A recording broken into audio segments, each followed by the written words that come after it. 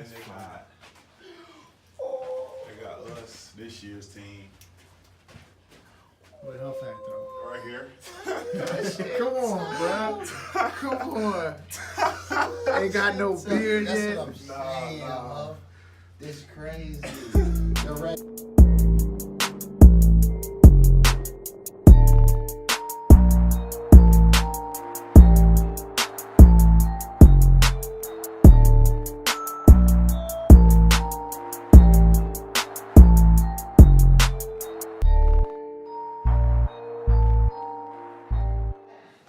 Episode 10, the Rammy. Y'all see who we got with us? Yeah. Yo, before we jump this episode off, understand that I have ADD. And if y'all really know me, I'm geeked. We got B Huff. You see the foot in the background. See my foot. Yeah, Jordan. You know what I'm saying? Like, we Mike. blessed to say right now we in the Carolina facility. So Ray gonna have to do a lot of talking because it's gonna be some antics from Simmons today. But just know we back, episode 10. That's how we hit you with the finale. Haters gonna hate. As you can see, we still going, man. We got They got a lot to say. But you know we what? Still going. Look, we gonna shout out the people listening, man. So we gotta do a quick redact on a statement. So I made a mistake on the last episode because there's a kid from McDonald's All-American game who's going straight to the G League. And we talked about him getting like a 10-day contract, but the rule states that if he's not 19 and or has been out of high school for a year, he can't get called up. So, first and foremost, I appreciate the people listening. I appreciate the people who reached out and was like, yo, you know what I'm saying, just FYI, that was a little bit off, but that's important to me. That's what we look for. We want the feedback. We want y'all listening. Make sure y'all subscribe, man. But with that being said, yo, we get right into it. Yeah, episode 10, season finale. Yeah. All right, so look, Big Huff, we got you here. I'm geeked out too. I've known you for a little while, but a couple things we want to talk to. So, I mean, first and foremost, and we discussed this a little bit on the walk-in, but like, when did it hit you? Like, yo, I am a Tar Heel. Honestly, it didn't hit me at first because the way I committed was pretty cool. Coach Williams, when he started recruiting me, him and CB McGrath, one of his main assistants, he's now the head coach at UNCW. They was coming to Word of God a lot to check me out and everything. And I don't know, it really happened. It happened real quick. Right. When I first got back to North Carolina and I was playing for Word of God, I went from getting real small mid-majors to being where I wanted to be. So it kind of, I don't know that it really hit me all at once, but I mean, it definitely didn't hit me when I committed because I had Coach Williams in there, and the whole team was in there with me. Yeah, I remember the pictures on Twitter. Yeah, and I remember too on the summer leagues. I mean, like there was a point, man, where you had over 20 Division I offers, man. So like, what was it about Carolina that was like, yo, this is it? It really was just me being like who I am, just like I'm a military kid, lived a lot of places and everything, but this has always been home. So like I started playing basketball real late, but as soon as I started playing, and I kind of got real about it and knew that this is something I could do, I knew I was coming here. Gotcha. I didn't know how, but something told me I was coming here. So when it happened, I knew what it was. I wanted to really take my time and just make sure I was making the right choice, but eventually just had to do it because I knew what it was. I knew It's Carolina, man. The right move for me. So yeah. Yeah, I mean, my wife would have something to say about that. She graduated from state. I had to throw that out there real quick. You know what I'm saying? Yeah, We show you love, but that's back. Happy life, happy life. Respect me, appreciate the chicken strips. You know what I mean? We here. It's back. It's about the blue. You know what I'm saying? It's about the blue.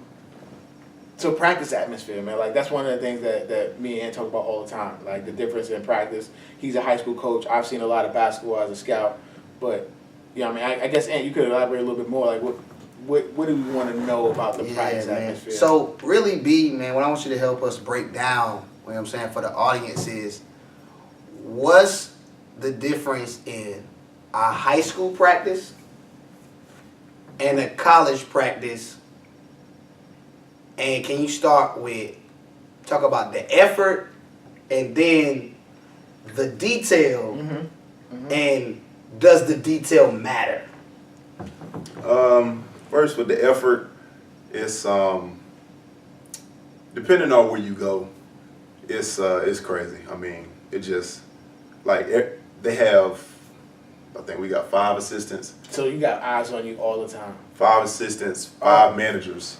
Like here, if you have 2 turnovers, you on the line, like during the scrimmage. So the second time they calling that out, you on the line, like Right then? like they So call your name yeah. out, like so I get 2 turnovers. That's Huff, second loss of ball. Okay, get on the line, and we running like it's the effort is crazy. Like you have eyes on you all the time, and you like your best is expected every second.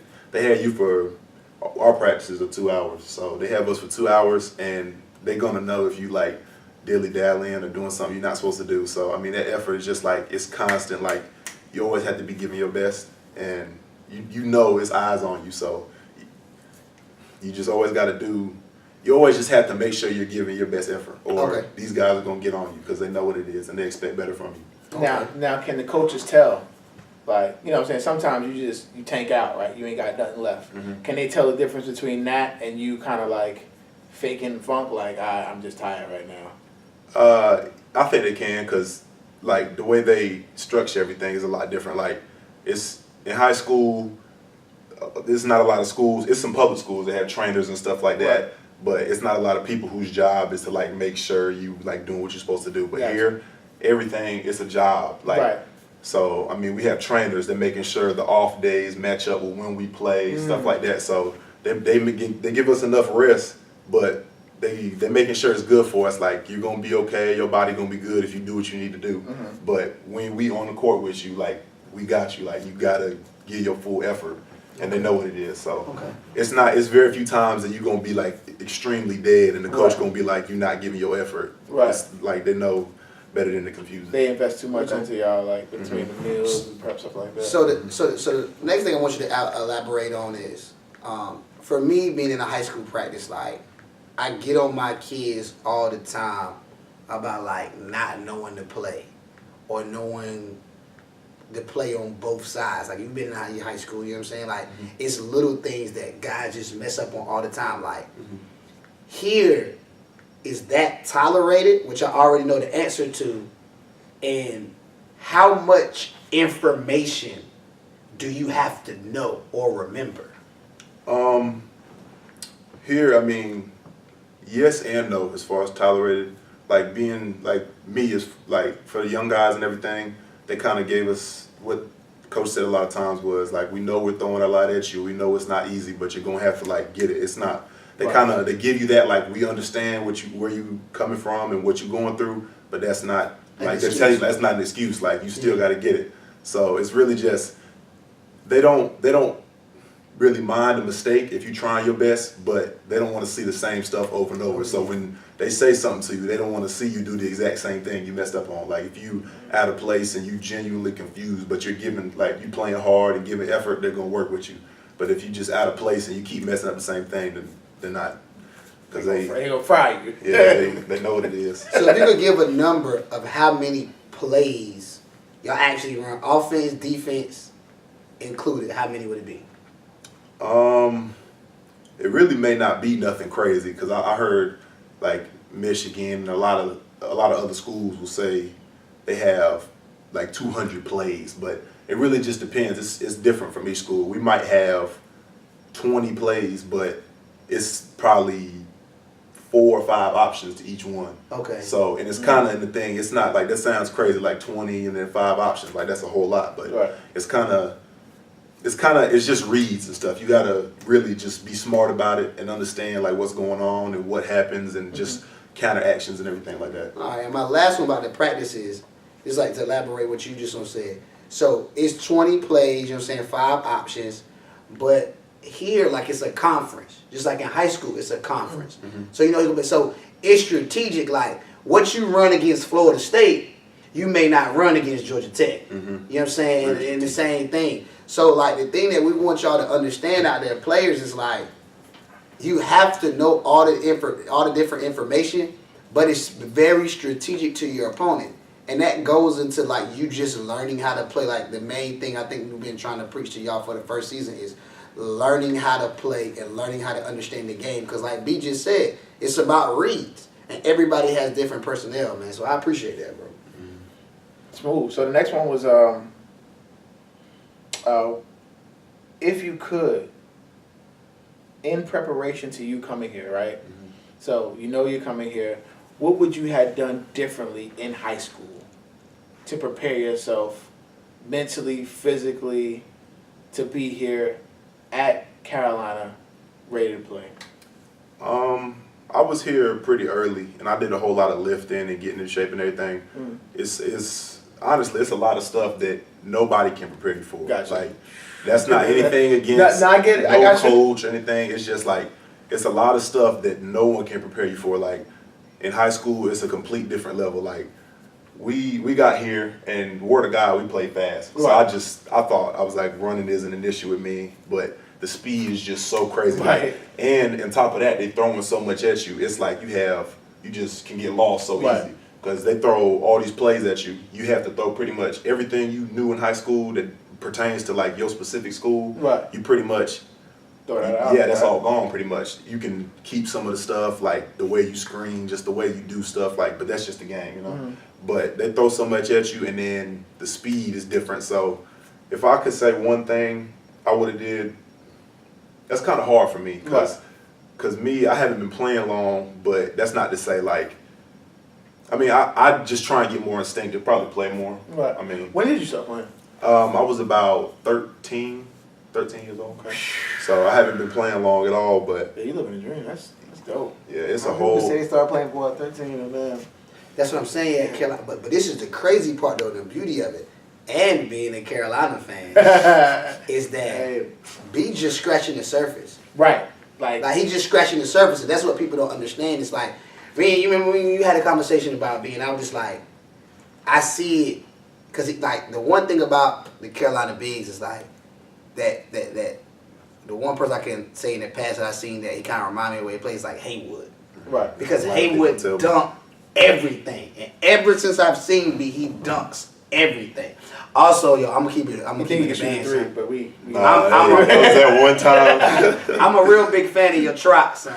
That's why I'm ready. That's why I'm ready. That's why I'm ready. That's why I'm ready when it's your turn, bro. Because I'm doing that around the crib when you boom. Like, when you be doing that, yo, son, that joint's so tough. Like, it's so tough, man. But like, he just scratching the surface, man. So like, once again, for my kids, my parents out there, he started at 13.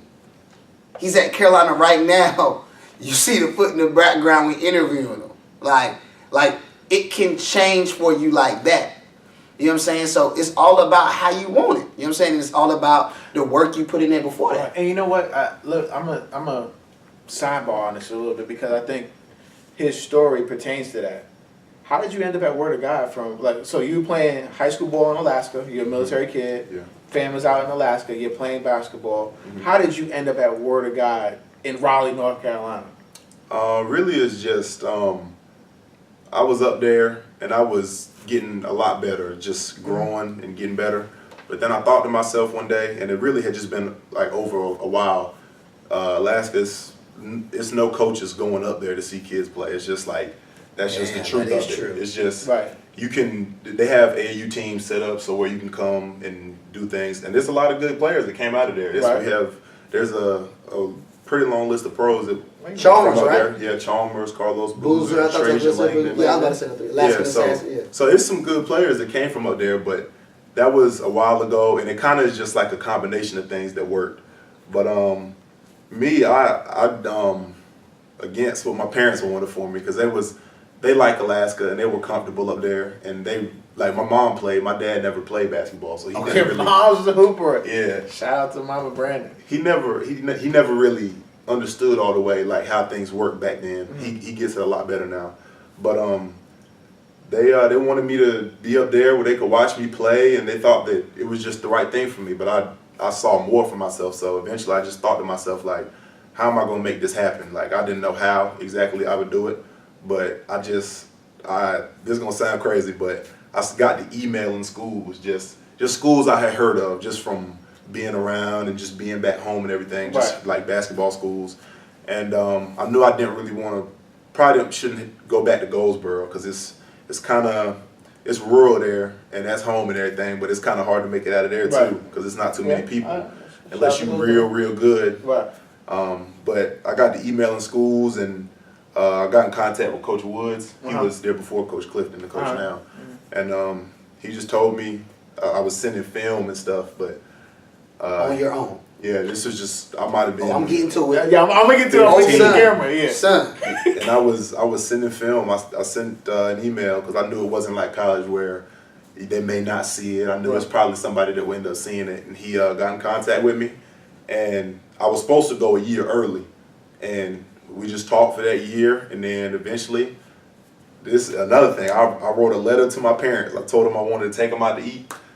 Sat down and wrote a letter to my parents and read it to them, just asking could I come here and make it happen. And as much as they were worried for me and wanted me to stay with them where things were good for me and where they could watch me and just make sure I'm taken care of, they let me come down. And I originally had to stay with some family friends, but I mean it was real different. Like I was on my own and I came down here and it worked for me. Yo. Initiative.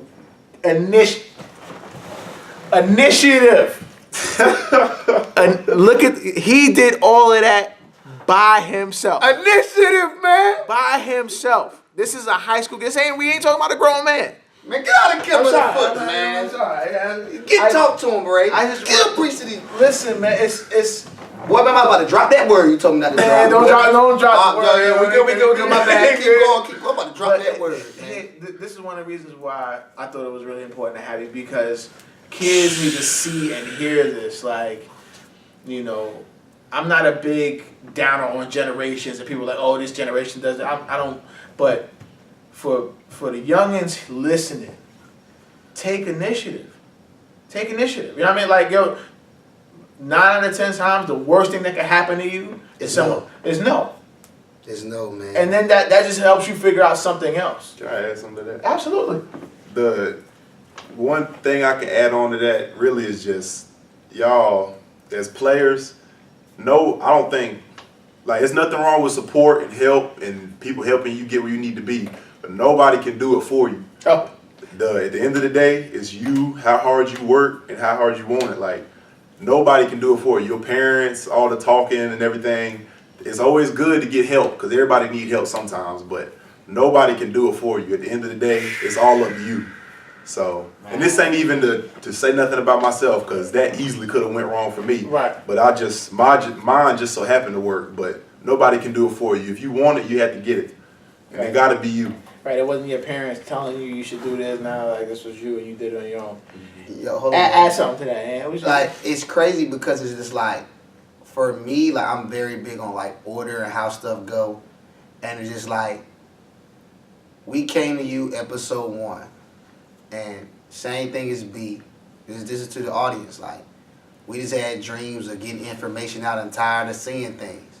And, you know, Ray took the initiative.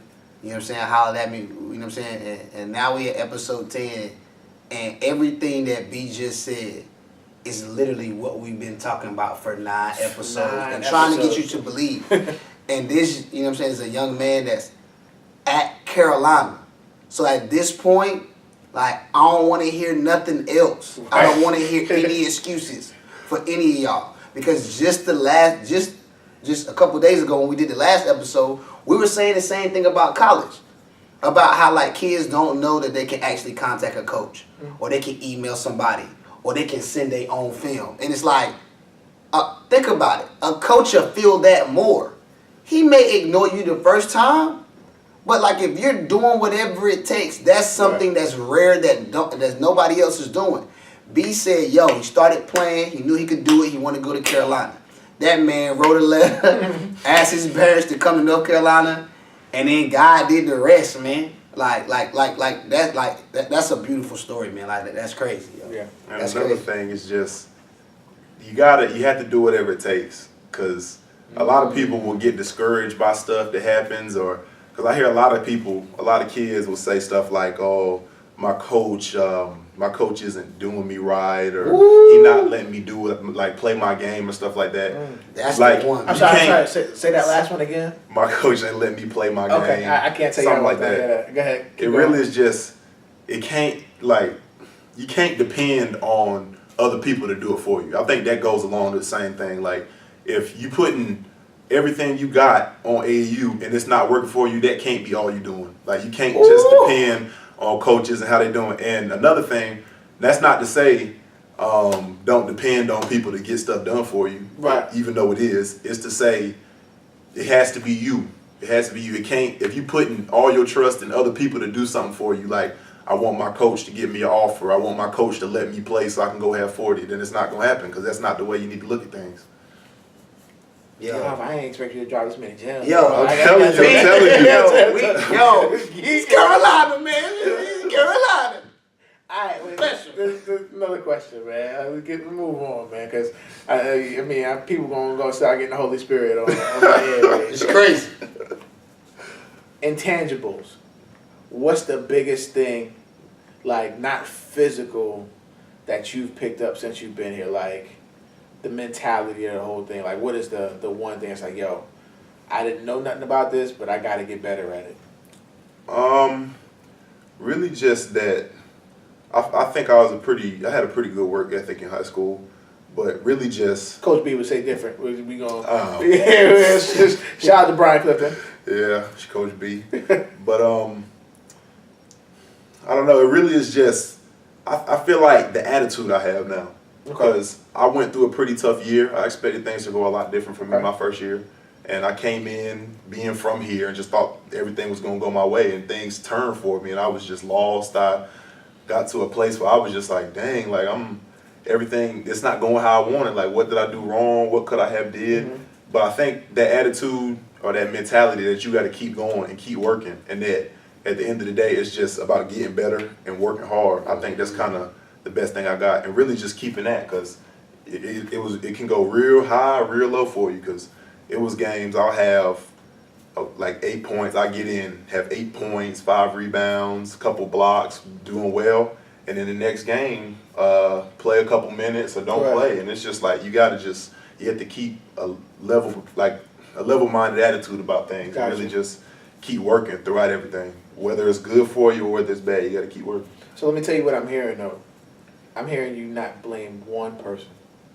Like, all I heard was, I need to get better. And like that. I feel like he really listened to the podcast on the low, and that's what this is. On the low, though, this is what we've been preaching to y'all, brothers. That's why I'm sitting over here like that. Because, like, I can't stress that enough, because I watch a lot of high school basketball, some middle school, and it's just like, I can't tell you how many kids say what you just said to me. Coach this, mom, dad, that. You won't let me play my game. That's the one. Right. Play my game. You know, they said I can't do this, and I can't. I can't flourish. Like, I don't want to be. I'm a transfer. I'm gonna do this. I'm gonna do that. It's just like, what's the motto? Like, we need a shirt that just says "Get Better." Mm-hmm. You know what I'm saying? Nike, holla at us. You know what I mean? But like, that's like you've been saying it forever. Get better. Get better. And one thing that I haven't said up here that I may have. I mean, ain't no telling I talk a lot, but the summary of what B was saying, man, and what I tell my high school kids all the time is, I wish I had a ball because I always hold it up when I say it, but it's just like, the game of basketball is one of those sports that it reflects how you live your life. And it's very easy to see. Like, I tell kids all the time, if you're the kid that don't want to touch the line, or fake the push-ups, then you're a kid that real life cheats on a test. Or, you know what I'm saying, you'll do something sneaky because that's sneaky. You know what I'm saying? Or because you won't touch a line, that let me know if I ask you about your game that you're going to lie to me about your level. Because it's something as simple as a line. Mm-hmm. Like, to compare what B was saying, he was like, it's highs, it's lows. There's going to be days you go out, and it's just not a good day. Mm-hmm. There's going to be days where you're the man or it's a great day. But the key is consistently trying to get better each day. And it's crazy because it's like, you know, when successful people, you know what I'm saying, like, they get gems from everywhere. Mm-hmm. And it doesn't matter the age. And the crazy part of it is like, I'm not telling you I'm perfect because what B's saying, I needed to hear that too. Like everybody's going through this. Just because you're older than somebody Right. and they say something, don't mean the information is not the truth. Right. Same thing if you're younger than somebody, you throw an old. You know what I'm saying? Like vice versa. Like, but what ultimately, man, is just trying to get better in every aspect of your life. And basketball is one of those games that shows it. Like, if you taking shortcuts or not, man. And that's the main thing, man. So I just hope everybody is getting the message, man. And, you know, just know the people, the boys from the Rim Report, we doing the same thing too, man. So ain't nobody out here perfect. Right. You know what I'm saying? Like, we grinding just like you. You know what I'm saying? But, like, what we're doing with this podcast, you know what I'm saying? We're all trying to grow and help you grow as well. Absolutely. Absolutely. Any cut? I got some more questions. Yeah. But you got some? Anything? Nah, pass that thing. Because I'm gonna take this. I'm gonna take it. You know what I'm saying? Hit that. Because now it's time to get into the crazy stuff. All right, real quick. Is college life like he got game? I'm joking. Don't answer that question. For the kids, y'all probably even know what that movie is. Yeah. Y'all do your research. But like, what's the coolest thing about being on campus and playing for the team? Like, what kind of, like, you already gave us the tour. It's fabulous in here, luxurious. Mama, we made it. Yes. Yo, we made it. Yo, I don't even want to touch this joint, but son, the simple fact that I'm seeing this, like, yo, anybody that know me understand, like, this crazy. Shout out to B Huff, man. Like, mind you, them 15's crazy, son.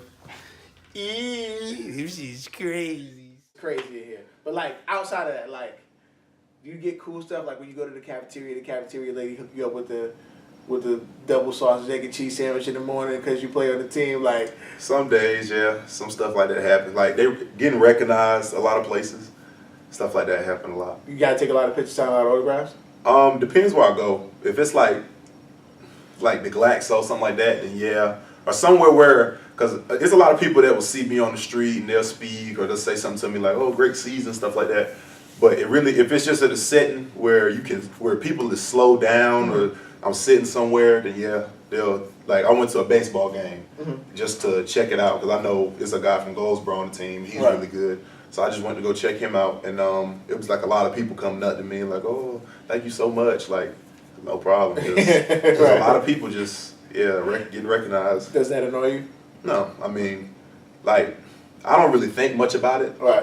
It's just something I do now. I mean, like, it could easily be nobody trying to do that. So I can't sit here and be like, "Oh, that's annoying." Like, Right. that means that's somebody that admire me and they Right. recognize who I am. So That's Yeah. dope. That's dope. I think you got a really good outlook and perspective on life, man. Because I mean, I don't know if you saw the Ben Simmons one and done thing, but like looking at that, like you could see from his perspective, it was kind of annoying, like the whole college lifestyle, and it's like there's a reason behind it, but it was just like I can see that perspective, like, yo, I can't go nowhere without somebody like coming up to me and they're like, "Yeah, I'm just trying to get a bag of popcorn, you know, like leave me alone." I'm just trying to watch the homie from Goldsboro, but you know, for you to be that young and that appreciative, I think that means a lot, man. What's the classwork like, man? Like let the kids know. Like I already know, but like I want you to tell the kids, like it ain't no, "Oh, I ain't going to class," type joint. Like, yeah, it's crazy. I mean, a lot of dudes they think about how good a school is. Like a lot of kids will say, and he's not gonna have it. He's been coaching a long time. He's definitely a legend. He could tell you a story from 20 years ago about how James Worthy was always on time, and just relate that to today. Like that's dope. Yeah, that speaks to the fact that for a long time things have been done the same way, and dudes like that we looking up to and that we want to be are doing that. Like, Right. You have to really be early to be on time. Like, we have managers that will text us like, "Oh, 15 minutes until shoot around, 30 minutes until pregame meal," stuff like that. So if you know that if you walk in on time, they're gonna look at you like you crazy, because like being late, they'll tell you like, we're not waiting on nobody. If you miss a bus, like if we going to state at 5 and you there at 5:01, you getting left. You gotta find your way, and you getting punished. Like, Wow. it could be something crazy. Like, They'll make you drive and find your own way to the game. You ain't getting on the team bus and you get punished. Yep. So Damn.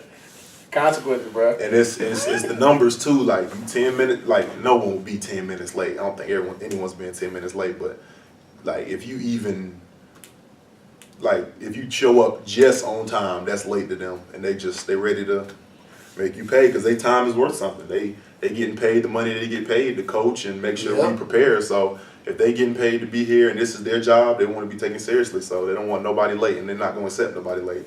So Period. players get in the habit of being early, not on time. Be at least 10 minutes early, depending on what it is. If it's a practice, be there in enough time you can stretch. You're not talking about Already I'm sore. stretched, Yeah, right. when it starts, Yes, man. you got to be early. They say So you're not saying like I can't stretch when if it's practice at 6, I can't stretch at 6. no. You gotta at least, if you know it take you a long time to stretch and you wear a lot of gear, it take you a long time to tie your shoes, be there in time to have that done, so that when your coach blow that whistle and say baseline, you there. Like You right there hustling up. a quote they say around here is no coach never got mad at anybody for being on time. If you late, you know it's consequences that go with it, and he'll get on anybody. It ain't about who you are. It's anybody. If you a senior and you late, he gonna give you the same thing. It may differ depending on how he punish you or how he go about doing what he do, but it's the same thing. It's not gonna get overlooked just because you the leading score or something like that. It's just on time all the time. Can you give us a detailed example of a punishment? One time somebody was late to a lift because this was the summer. Right. And they said they were late to a lift because I think we have an off day on pretty much like the same day every week. Mm-hmm. And I think they had the alarm set up to where it was only on the days where we lift. Right. They'll wake up and on that time. And they said their alarm didn't go off or they didn't have it set and they came late. So we have our lifts about an hour, sometimes it can go longer. I think they had like an hour just punished, like in the hallway doing their own thing, pushing sleds, like just some crazy stuff. They said they threw up and right when they got done, like, are you ready? Come on, run it, like we back at it. And they don't have too much to say to you. They don't want to. Right, it's not. They're not trying to teach you at that point because that's something you should already know. Right, they're not babying you. Yeah, or it don't got to be a lesson not to be late because you already know that. So, how many times have you been late? I haven't been late for nothing. Okay, all right. Not late, no practice. It's me. And they're willing to work with you. If you got like a late class and it's gonna be hard to get there, you're not gonna have much time. They'll work with you. I've never been late. Like, right. It's just they're not having it. I'm telling you, like on the bus, because it's a whole lot of stuff you gotta be on your own or something. Like if we have a pregame meal, they give you 3 times. Like this the time we get taped. This the time we on the bus. This the time we get there. Like it's all planned out, and they making sure you have it. You don't have the excuse I didn't have the times. I didn't know the times, because that's one thing they're not gonna have is everything's on the schedule and they're doing it their way. So. Yeah, that's crazy. That's what it got to be. It's professional. That's crazy. Yeah. It sounds so scary but dope at the same time. Like, But bro, that's why honestly on the Vans, and the reason why I'm so blessed and thankful that B let us rock is because they don't know what they're asking for. No. Mm-hmm. Like it's the laziest kids. Like yeah, they may be super skilled and super talented, but when I look at them move or you see them move, they have no idea. And the simple fact that you think Roy Williams, Coach K, John Calipari, Sean Miller, Shaka Smart, Greg Marshall, on and on, gonna put up with that shit. They're not. That's the joint that blow me. Is just like, yeah, I'm coming in late. Yo, you really shoelaces, that's good with Roy? Yeah. Like that you're getting free mics. Like things that people get murdered for. Right. Like if you make it to a Division I Nike Elite school, you get free standing line 3-day like kicks. You think you good to be late? Like that's the thing that just blows me. It's like I don't think y'all understand. Like y'all forget that you have inbounds plays. That man said they give him a schedule. Yo, this is the time you get taped. Right. This is the time we get on the bus. This is the time we doing this. This is the time we doing that. Like it's everything is time. That's why I wanted to ask him that question. And at the same time, I wanted to ask him that question is because I wanted to hear that for myself. Right. So now trying to be a leader of a program, that's what I got to understand. If the player's supposed to be there at a certain time, that means me as honcho, I got to be there 2 hours early. Right. 3 hours early. It's about preparation. Like, you don't want to do anything that you just impromptu freestyling. Right. That ain't how you do it. That's not how professionals do it. That's not how they do It's it. real professional because these schedules, like we went on, I think this was November maybe, yeah, November. This was the first big tournament we went to, our first big road trip. We played Stanford. Oh, we got at Stanford too. So we played a few games. We stayed a few days out there, and we played the one game, and then right after that went straight to Oregon. So we was gone from school and home for like 12 days straight. The day we left, they had a schedule that said what every single day would look like. The only thing they didn't have is who we play. They just said TBA. That's all it said. Like, But everything else is mapped they out. say when you wake up, when you eat breakfast, if you're getting on the bus, when you leave to get on the bus, when you arrive at the place you're going, it's everything. Like, so this is 12 days. They gave us a packet. 12 days on the road, every single thing mapped out time And to different the states, minute. too, like, And they dare you to. They I'm dare you. telling you. And you can't say Go ahead. I didn't have Go ahead and say you. But this is the crazy part how specific it was. That man said they had departure and arrival. Right. Yo, Right. And they're getting there on time too. that mean they control traffic. Right. Whoop, whoop, whoop. Yeah, get them out of there. Yeah, that's crazy. All right, man. So I got one last question, man, and like Ann already alluded to it, man. But the perks, man, like like seeing the tour, I got a smile on my face and geeked out. But like, what's that like, man? Like to know that, like, yo, you see these people going crazy over these sneaker releases or these gear releases, and you like, nah, I'm good. Like, I mean, does that give you an extra, like, yo, I'm really at Carolina, like, yo, I'm gonna get that, yo, that's a nice J shirt, yeah, I had that 2 years ago, like.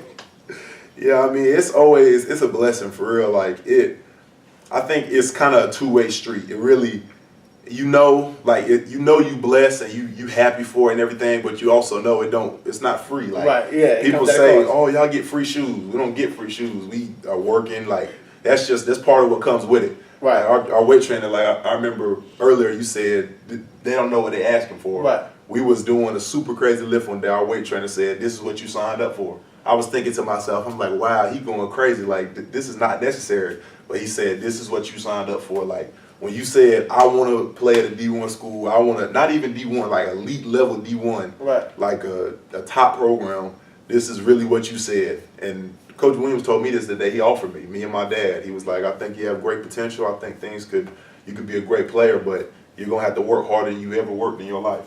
So it really that's what comes with it. I mean, it's just a price. Like, Right. That's something Coach B always stressed a lot of Word of God. Like, I mean, it can be good things that come with it, and you can get a lot of great things out of basketball, but it all comes at a price. It really is just how much you pay. Yeah. And I think people and it's not even just the kids, man. I think people in general have a hard time grasping when somebody tells them, oh, this is the hardest thing you're ever going to do in your life, because they immediately go back to their life and like, I've been through some tough stuff in my life. I'm good. Like, and then it's just like, you get here, you're like, oh shit, like, nah, I ain't never had to do this before.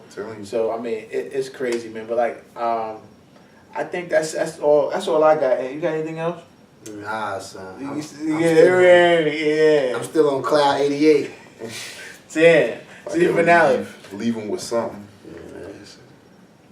But so what we usually do to wrap up the podcast is do a spotlight. This week, season finale, we're probably gonna take 2 weeks off, then come back here with y'all more heat. But we want to spotlight not a player, but the Triangle Challenge. So I think that's big. If you don't know anything about it, Raleigh, North Carolina, Boys and Girls Teen Center, it's easily one of the best summer leagues around. Registration is starting. Jawan Baker, the director, he's already told me like the team registration, pre-registration has been crazy. People trying to beat down the door. I think it's a great event for Raleigh. A lot of people come. Huff, you've been there. You come through there, show people the love.